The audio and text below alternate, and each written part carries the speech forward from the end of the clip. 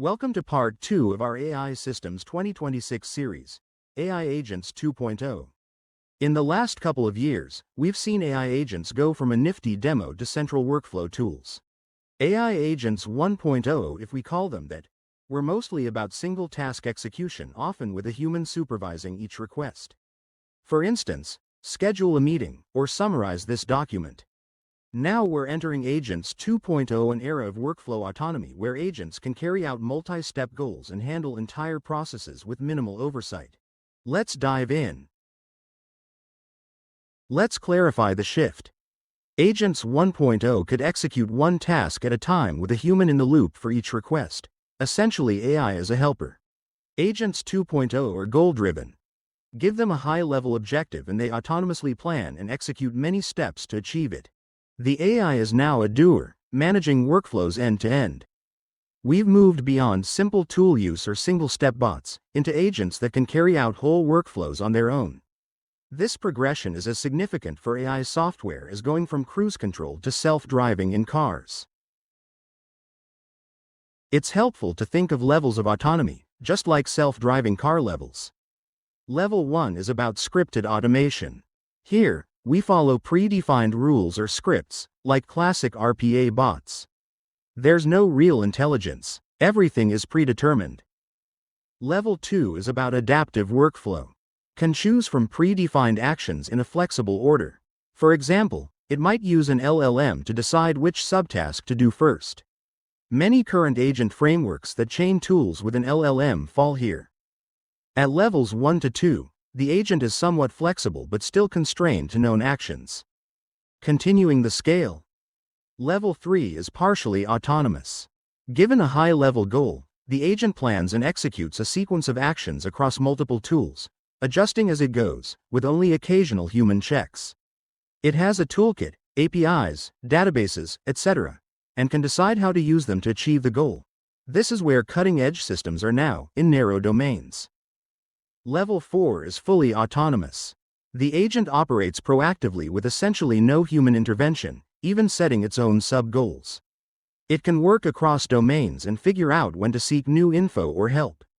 This level is largely aspirational in 2025. Very few, if any, real systems were at this level. But it was and is still the direction we're heading. Currently, in 2026, most deployed agents are level 2, edging into level 3. For example, consider a customer support agent. It might automatically resolve common issues by checking multiple databases, updating a record, and emailing the customer, all autonomously. If it hits something unfamiliar, it still knows to escalate to a human. By end of the year, early next, we should expect more agents comfortably at level 3 for specific workflows. Picture an insurance claims agent that, given, handle this claim end-to-end, can perform a dynamic sequence of 10 to 20 actions, gather forms, verify policy, flag anomalies, draft a response, etc., without human micromanagement. Why are autonomous agents taking off now? 3 main enablers have matured. First, advanced reasoning models. Newer LLMs are much better at multi-step planning and reasoning. They don't just respond, they can simulate thinking. This lets an agent break a goal into sub-goals, handle branching logic, and recover from errors. In effect, the LLM serves as the agent's brain for iterative reasoning. Goal, plan, act, observe, refine, and repeat. This looping capability allows an agent to handle complex tasks by itself, adjusting along the way. Second, a boom in tool integrations and APIs for AI. Agents can now interface with calendars, databases, web browsers, enterprise apps, etc., right out of the box. An agent isn't limited to producing text. It can take actions, updating records, calling services, writing code. A hallmark of Agents 2.0 is that they act in the world, not just chat. They're becoming like digital employees that can run scripts, file tickets, execute transactions, and more.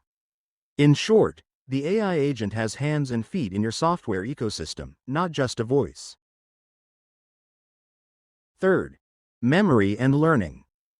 Agents maintain context over long tasks now, instead of forgetting each step. They build an internal memory of what's been done and what's pending. Some agents even learn from each execution. If a human corrects them once, they'll adapt their strategy next time. This was still rudimentary in 2025, but it's improving.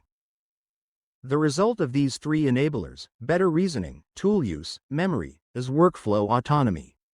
Agents can handle long, multi-step processes intelligently and with minimal hand-holding. What can agents do today?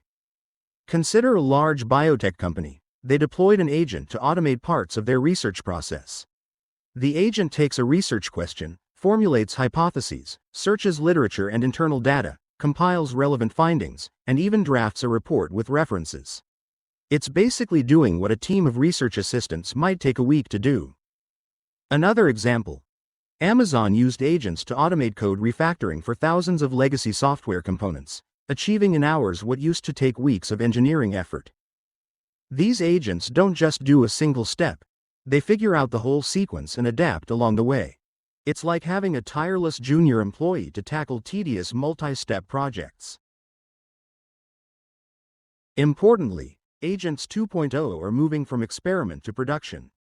Enterprises are indeed at a tipping point where these AI agents become core to business ops. In fact, analysts predict massive growth. Gartner estimates that by 2028, at least 15% of all work decisions in businesses will be made autonomously by AI agents, up from approximately 0% in 2024. That's a stunning shift. And this shift is driven by real results. Companies are seeing improved productivity, cost savings, faster cycles, thanks to agents handling tasks that humans used to shoulder. In other words, autonomous agents are starting to deliver serious business value, not just tech demo flair. So if Agents 2.0 are the future, what must leaders and engineers master? Agent architectures and orchestration. You need to know how to give an agent the right tools and permissions, how to constrain it, so it doesn't do anything unsafe or out of scope, and how to monitor its decisions. There's also a design aspect. Figuring out which workflows are good candidates for autonomy, and which shouldn't be fully handed to an AI. Not every process should be automated by an agent. But for those that can, an autonomous agent can run 24/7 at digital speed.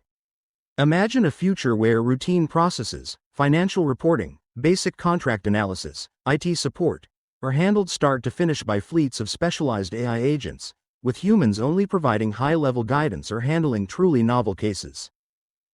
That future is coming, and we need to prepare for it. To summarize, AI Agents 2.0 represent a shift from AI as a helper to AI as a doer. We've moved beyond simple assistants to agents that can manage entire workflows autonomously. So, as you build or deploy these, focus on giving them clear goals, the right tools, and strong guardrails. And, when designed well, an autonomous agent is like a capable virtual team member. It can drive efficiency and free humans to focus on strategy and creativity. In other words, if you set them up right, with the right tools and proper guardrails, Agents 2.0 can do the grunt work in the background, while your human team tackles the higher-level thinking. That's the promise of workflow autonomy. Alright, thanks for watching. I hope this gave you a clearer picture of how AI agents are moving beyond simple tasks and starting to run real workflows. If this was helpful, make sure to hit the like button and subscribe to the channel so you don't miss the rest of the series. Next, we're going to shift gears and talk about something that's quickly becoming unavoidable: AI evaluation and quality assurance. We'll look at why testing, monitoring, and regulation are now mandatory for production AI, and what that means for teams building real systems. See you soon.